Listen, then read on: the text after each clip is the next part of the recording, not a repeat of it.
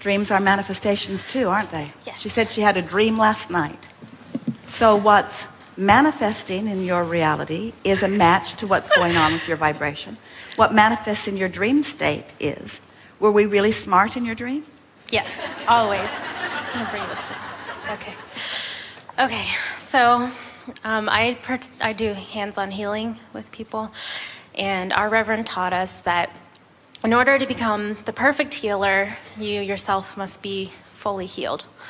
And I'm getting really better at it, and it's becoming good, but there's still this one thing that I have, and it's so deep-seated that I've been told that it came from a past life. And it's well, nothing does. Nothing comes from a past life. We know it's an excuse you've been counting on. We'll just briefly tell you why. When you think about it, when you feel negative emotion, what does that negative emotion mean? It means you're not in the vortex. It means what you're focused upon right now is off from what the larger part of you is focused upon. So if your inner being will not even join you in one negative thought, what do you think the odds are that you've been sent back to get something right that you messed up before? In other words, when you reemerge into non-physical, you become the vibrational version of all that expansion.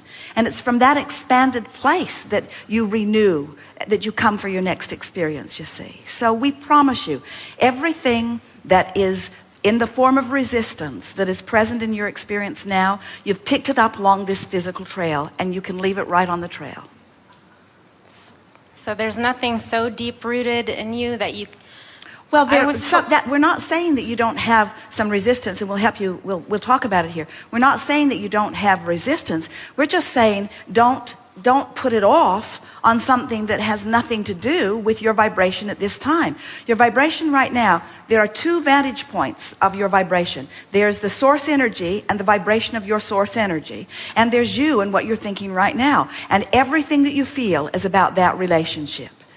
Everything that you feel. And everything that is past life, you reemerged back in, is part of this pure positive energy, you see. So that's why we can tell you unequivocally that resistance is always about what you're thinking about here and now.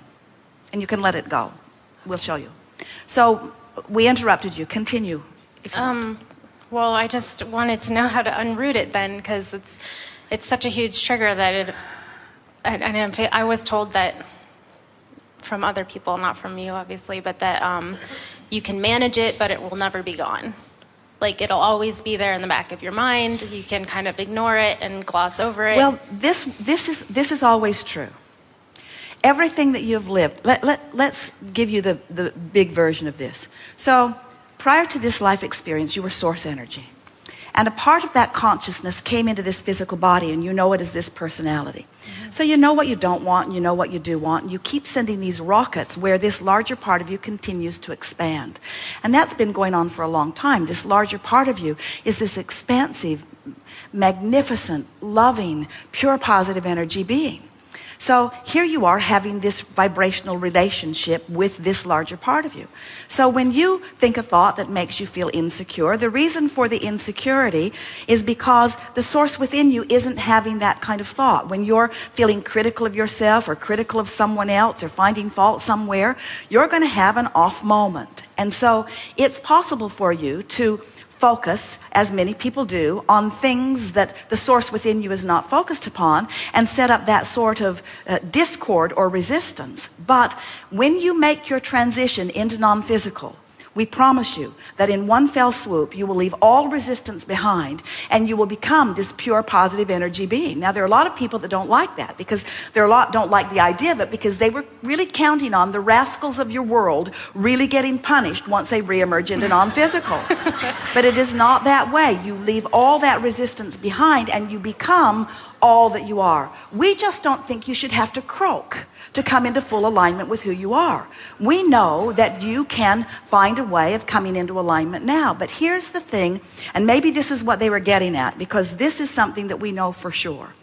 You will never be able to look at issues or situations or things that you have judgment, negative judgment about, and be in the vortex at the same time. In other words, you just have to focus yourself somewhere where alignment happens rather than somewhere where misalignment happens.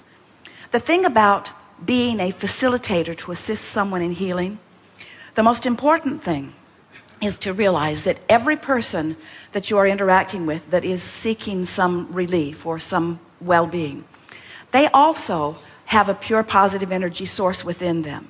They also are connected to this stream of well-being. And when they are in their place of illness, their desire for wellness has already launched huge rockets of desire. So they're summoning the energy in a very powerful way.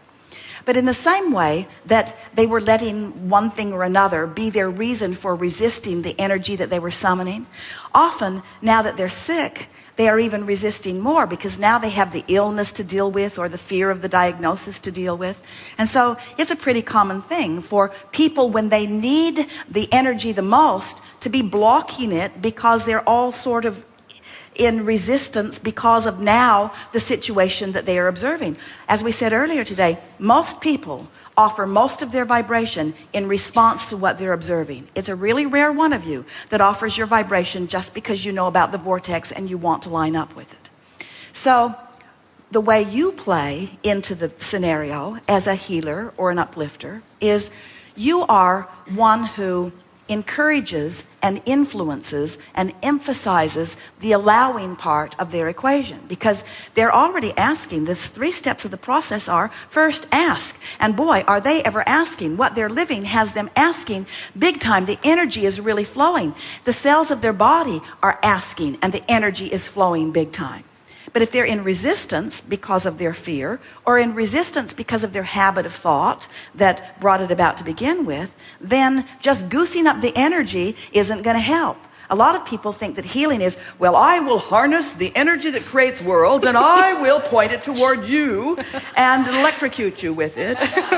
And goosing up the energy isn't helpful and doesn't need to be. They're already drawing all of the energy that they need, but they often could use some influence of softening resistance from you, you see. Mm-hmm. So think about softening resistance. Now, think about the comment that you just made. That was really the opposite of softening any resistance. You probably have something from a past life that we will never be able to uncover that is the reason for the... You see what we're getting at? Yes. So softening resistance really means distraction. It means distraction from whatever has you doing that thing you're doing that is causing the resistance to be there. Distraction, soothing, just the gentle touch. You know, from what we are witnessing around your planet, the healers that are actually affecting the most benefit are those who are soft, gentle touch, even those who are offering what they call massage. Because in the soft, gentle touch, there is a often relaxation and an allowing of the energy to flow that would be flowing without the facilitator of you being there, but you being there causes them to allow it in a way that they may not have before. So you, as a healer, and you are, tune in to where they're at, and then you just do your best to soothe energy. And you do your best to soothe their resistance with your confidence. In other words, when you know what we know about wellness, when you know that someone who's sick has launched a rocket and in their vortex they are weller than they've ever been, and when you know that all that needs to be done is a reestablishment of their connection with their vortex, when you know that, and you see yourself as a facilitator to reconnect them with their vortex, then staying off the subject of what's going on is a really good way of distracting them from whatever is bothering them, is a really good way by conveying to them your knowledge or your expectation of well-being, you see. Some years ago, we were visiting with a nurse who was asking what she might do to further facilitate the well-being of some of her patients. And we gave her a similar version that we just gave you. And she said, "Oh, Abraham, we're not allowed to give false hope." And we said, well, we're not interested in any false hope. We're interested in giving sureness. But if you're not able to encourage, then you have nothing to give. If it is your job to look at the what is of someone and just constantly reflect back what is, then you are part of the problem, not part of the solution. To be a healer, to be part of the solution, you have to know what you know. And can you imagine you being all tuned into that knowing, and holding someone as your object of attention and feeling no fear on their behalf because you're completely focused upon their vortex, and then reflecting back your knowing, can you imagine even the temporary little bit of relief that you might bring them? And that temporary little bit of relief, and then another, and then another, and then another, and another, and another, that is the magic that you have to offer. You can elicit from the sickest of persons a manifestation that will reflect your knowing. That's what healing is. You manifesting wellness because you know what you know, regardless of what anybody's looking at, you see. That's what healing is. It's amazing. Thank you.